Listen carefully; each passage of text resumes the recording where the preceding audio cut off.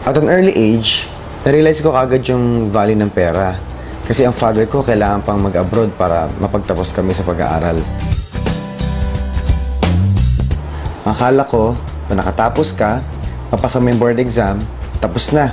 Hindi pala. Pag nakatapos ka, tapos ka rin. Dahil hindi ganun kadali makahanap ng trabaho.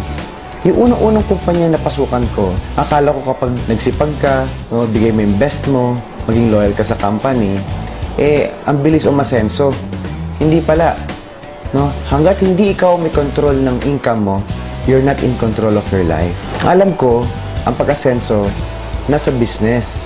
Kaso nga lang hindi ko alam kung ano yung business para sa akin. Na-invite ako sa networking, akala ko benta-benta. Sabi ko, hindi ko linya yan. Hindi bagay sa akin kasi chemical ako, yung products all natural. Kaso nga lang meron ako na-meet na engineer din, katulad ko, na kumikita ng 300,000 isang buwan. Na-challenge lang ako. Kung kaya niya, kaya ko rin. So, pinag-aralan ko, nag-train ako. And then, nag-start ako sa InGlobal, May 2009. Yung mga tao akala ko sasama sa akin, yan yung unang-unang minaniwala sa akin. Pinagtawanan ako, kunutsa ako, at sabi wala daw mangyayari sa akin dito. Pero dahil meron akong nakita sa InGlobal, sabi ko, itutuloy ko talaga to. Yung first check ko dito is 4,500. Naging 12,000, hanggang sa naging 60,000. Kapag sinunod mo yung sistema ng InGlobal, lalaki at lalaki ang grupo mo. Huwag ka lang talaga hihinto. I'm averaging around 100,000 pesos per week. And dahil sa InGlobal, nakapunta rin ako sa ibang bansa. Ilang beses na akong pabalik-balik sa Hong Kong. Nag-Asian cruise na rin ako. Pumunta kami sa Singapore, Malaysia, Thailand. Because of InGlobal, 2 beses po ako nakapunta ng Amerika. Ang una naming stop, Springville, Utah. Punta kami ng Olympic Village, nag-skiing kami, nag-snowboarding kami. Punta rin kami ng Moab, yung mga rock formation nakita namin. Come to where the flavor is. Come to Marlboro County. Then punta kami ng Las Vegas. Nag-helicopter ride kami.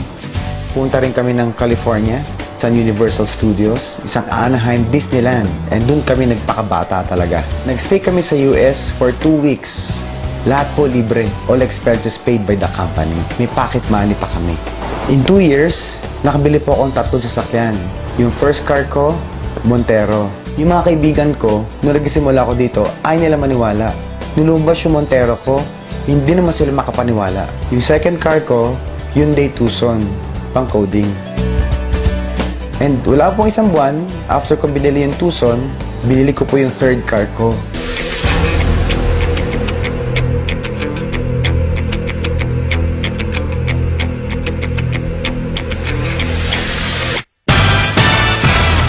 Yung Nissan 350Z. Baliw na baliw talaga ako doon. Ito po yung sports car na ginamit mismo sa Tokyo Drift. Kahit na hindi mo pangarap, kahit na pangarap ng kapitbahay mo, pag sineryoso mo, ibibigay ng InGlobal. And after 1 year, nakabili rin po ako ng condominium worth 5 million pesos.